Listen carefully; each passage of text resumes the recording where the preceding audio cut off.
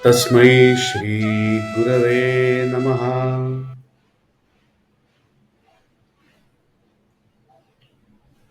नमस्ते, मेरा नाम है जयदेव परांजपे और आप सबका नगरायण में बहुत बहुत स्वागत।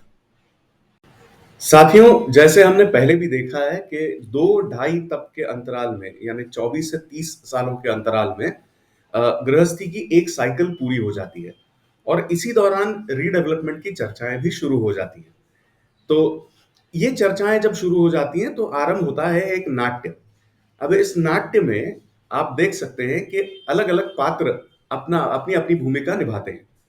अब इसमें 2 सिनेरियो हो सकते हैं। एक जिसमें लीगली सब क्लियर है और सीधे-सीधे एक प्रोसेस फॉलो करनी है और दूसरा है जहाँ पे लीगली सब कुछ तो क्लियर नहीं है। मान लीजिए कुछ छुट-पुट बचा है या फंडामेंटल प्रॉब्लम्स हैं, जो भी है, लेकिन लीगली क्लियर नहीं है। तो ऐसे दोनों सिनेरियोज़ में ये पात्र कुछ हद तक बदल सकते हैं। इनकी भूमिका भी थोड़ी बहुत बदल सकती है। किंतु एक एग्जॉस्टिव लिस्ट यदि हम देखें कि ये इसमें सारे पात्र कौन-कौन से हो सकते हैं, तो ये हम आज देखेंगे कि ये कौन से पात्र हैं और ये किस लिए देखेंगे? क्योंकि आपके यहाँ यदि चर्चा चल रही है रीडेवलपमेंट की, तो आपने ये जानना आवश्यक है कि कौन कहाँ खड़ा है और किस प्रकार से ऑपरेट होने की संभावना है और जिसको जानते हुए आपने क्या करना है। ठीक है? तो पहले आज हम केवल पात्र देखेंगे, उसके बाद में आगे और बढ़ेंगे अगले सत्रों में। ठीक है? इसमें सबसे बड़ा एक पात्र जो होता है वो रीडेवलपमेंट का मिडिल क्लास। आई मीन इसे जानबूझ के मिडिल क्लास कह रहे हैं क्योंकि मिडिल क्लास सारे बोझ ढोता है और उसके हाथ में वैसे उतनी ज्यादा पावर होती नहीं। अब ये ऐसे लोग हैं जो सोसाइटी में रहते हैं, पिछले 25-30 साल से रहते हैं, अपनी गृहस्थी चला रहे हैं, बच्चे बड़े हो रहे हैं, स्कूल जा रहे हैं, उनका एडमिशन हो रहा है, शादियां हो रही हैं और ऐसे चलते जा रहा है और जो अपने गृहस्थी में ही व्यस्त हैं, जो अपना-अपना काम करते हैं, आस-पड़ोस की चीज़ों में ज़्यादा ध्यान नहीं देते हैं, दखल नहीं देते हैं। थोड़ी बहुत जानकारी रख सकते हैं किंतु उससे ज़्यादा अधिक और कुछ नहीं। अब इन लोगों को अधिकतर विषय में ये इतना ही पता होता है इस रीडेवलपमेंट के विषय में या जब चर्चाएँ शुरू हो जाती हैं, किसी और 1 आध 2 लोगों से बातें करते हैं, तो इतनी एक ही बात पता चल जाती है, राइज़ और एफएसआई। हालाँकि जानकारी इतनी ही होती है किंतु उनकी भावना ये होती है कि यदि हम रीडेवलपमेंट जब करेंगे तो ये बिल्डर जो करेगा ये बिल्डर अपने फायदे के लिए करेगा, ना कि हमारे। बिल्डर कर रहा है तो उसका उसका फायदा है इसीलिए कर रहा है और क्या। ये एक धारणा, मूल धारणा इस मिडिल क्लास की होती है। ठीक है, तो ये हुआ एक पात्र।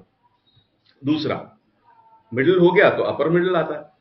अब ये वास्तविक वैसे मिडिल क्लास जो हमने देखा उसी प्रकार का पात्र है, किंतु ये जो व्यक्ति है या ये जो परिवार है, इसकी जानकारी में अधिकतर मात्राओं में आर्किटेक्ट होता है कोई। आर्किटेक्ट होता है, लॉयर होता है या किसी बिल्डर में बिल्डर की कंपनी में खास व्यक्ति की एक व्यक्ति का परिचय होता है। किंतु अधिकतर देखा गया है कि हम जो देख पाते हैं उसमें कि आर्किटेक्ट होता है। तो ये लोग जो है उनकी भूमिका 2 प्रकार की हो सकती है। एक तो हाँ, है तो मेरी जानकारी में, आप चाहते हो तो हम संपर्क कर सकते हैं और किसी के बीच में नहीं आना, जो भी हो रहा है चलो आगे देखते जाते हैं, इस प्रकार की भूमिका हो सकती है पैसिव वाली। दूसरी होती है एक्टिव भूमिका। मैं जानता हूं आर्किटेक्ट को, हम पूरी फिजिबिलिटी उस आर्किटेक्ट से करवा के लेंगे। ठीक है, वो बिल्डर सब बाद में देखेंगे, पीएमसी का कोई बात बाद में देखेंगे। ये तो घर के अंदर की बात है, पहले तो ये तो करवा लेते हैं। इस प्रकार से एक ओपिनियन लीड करने का प्रयास करते हैं और जब बातें आगे बढ़ती हैं तो बिल्डर का जो भी आर्किटेक्ट हो, उसने जो भी प्लान दिया हो, तो सोसाइटी वाले खुद का दिमाग नहीं लगाते, पहले इस बंदे को बोलते हैं कि भाई तेरे आर्किटेक्ट भैया को दिखा दे। ठीक है, तो इस प्रकार का काम चलता है। तो ये और एक पात्र है अपर मिडिल क्लास, तो जिसका मिडिल क्लास से थोड़ा अधिक एक बात होता है किंतु इंटेलेक्चुअल, ना कि व्यवहार के स्तर पर। ठीक है, हाँ, ये एक मजेदार पात्र है। एनआरएम, एनआरआई के जैसा मैंने एनआरएम बोल दिया इसको, नॉन रेसिडेंट मेंबर, जो अधिकतर जिनका फ्लैट रेंट पर या भाड़े पर चढ़ाया हुआ होता है, तो वहां पे जो रह रहा है वो तो उसका कोई उसमें से है नहीं रीडेवलपमेंट में, जो ऑफिशियली मीटिंग अटेंड भी नहीं कर सकता क्योंकि मेंबर नहीं है। और ये लोग कहीं यूके, यूएस, कहीं और देश में, किसी और शहर में, मान लीजिए हम पुणे में बैठे हुए हैं तो पुणे में किसी की प्रॉपर्टी है जो काम के सिलसिले में वहां बेंगलुरु में जाके खुद भाड़े पर रह रहा है किंतु यहाँ की प्रॉपर्टी उसने भाड़े पर चढ़ा रखी है। तो ऐसे लोग होते हैं। इनकी इनकी एक तकरार ये होती है कि भाई हमें पूछा नहीं जाता, हमारा मत ढंग से लिया नहीं जाता, और सोसाइटी वाले खुद ही अपना कुछ निर्णय कर लेते हैं, और हमें सफर करना पड़ता है या हमें भुगतना पड़ता है। अब देखिए, ये जो पात्र है ना, ये एक बहुत बड़ा एसेट है सोसाइटी के लिए, आप जान लीजिए, क्योंकि ये केवल एक शहर की या एक ही जगह की जानकारी नहीं रखते, इनके पास बहुत सारी जानकारी हो सकती है। हालांकि कुछ लोग ऐसे भी होते हैं जो केवल हमारी जानकारी ली जाए इस उत्साह में होते हैं। अब वो जानकारी कितनी सही है या कितनी उपयुक्त है, इसके ऊपर ध्यान नहीं दिया जाता, किंतु ये एक पात्र है, बड़ा आवश्यक पात्र है और महत्वपूर्ण पात्र है। Redevelopment king. अब ये कौन है? ये ऐसा बंदा है जो सोसाइटी का मेंबर है, स्वयं लॉयर है, आर्किटेक्ट है, या खासकर बिल्डर है। तो मैं तो मानता हूं, मैं अभी आज ये आपके सामने जो रख रहा हूं, उसमें मैं तो बिल्डर मान के चलता हूं कि बिल्डिंग का एक सोसाइटी का एक मेंबर स्वयं बिल्डर ही है। तो अधिकतर उसकी ओर इस प्रकार से देखा जाता है कि अरे मतलब घर का बंदा है तो उससे करवा लो, ये सोच काफी कम देखी जाती है।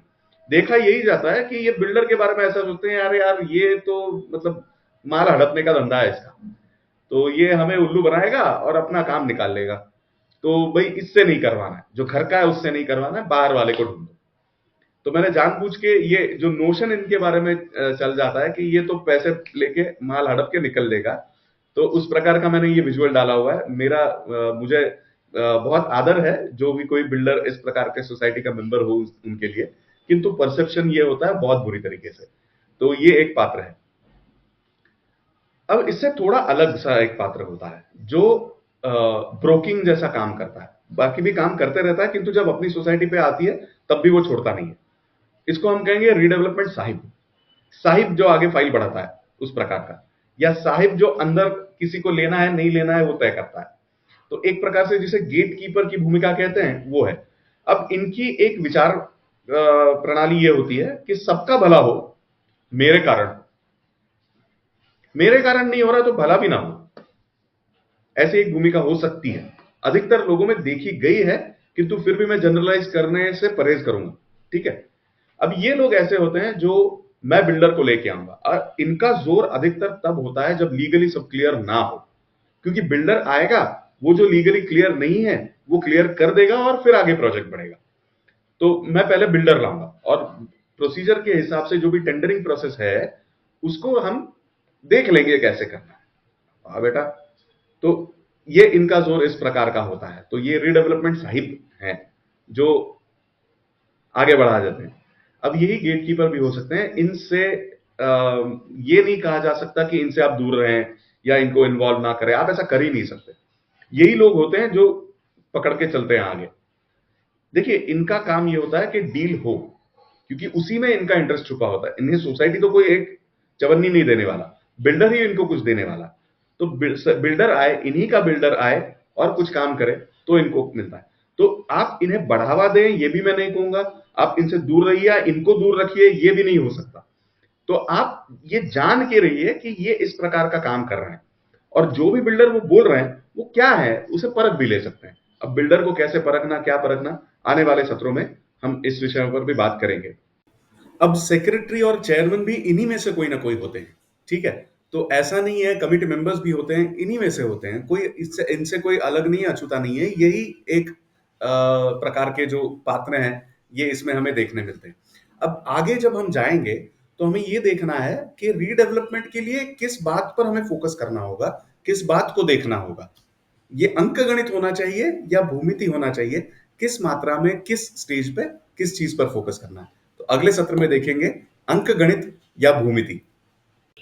इन विषयों पर सार्वजनिक स्तर पर एक विस्तृत और व्यापक चर्चा हो, ऐसा प्रतीत हुआ, इसलिए मैं इस YouTube के माध्यम का प्रयोग कर रहा हूं। तो यदि आप मुझे सहयोग करना चाहते हैं तो इस वीडियो को लाइक करें, शेयर करें, चैनल को सब्सक्राइब करें, नीचे कमेंट्स बॉक्स में अपने विचार छोड़ें, अपने परिजनों में भी इस बात को प्रसारित करें। इसके अतिरिक्त आप मुझसे मेरे अन्य सोशल मीडिया माध्यमों पर भी जुड़ सकते हैं, और आने वाले अगले सत्र से पहले पहले यदि आप चाहें तो आपके विचार, सुझाव और आपके जो भी प्रश्न भी हों, तो आप हमसे व्हाट्सएप पर इस नंबर पर संपर्क कर सकते हैं, संवाद कर सकते हैं, संवाद करें। क्योंकि पता है ना, हमारे यहाँ कहते हैं, वादे वादे जायते तत्वबोधाः। बहुत बहुत धन्यवाद।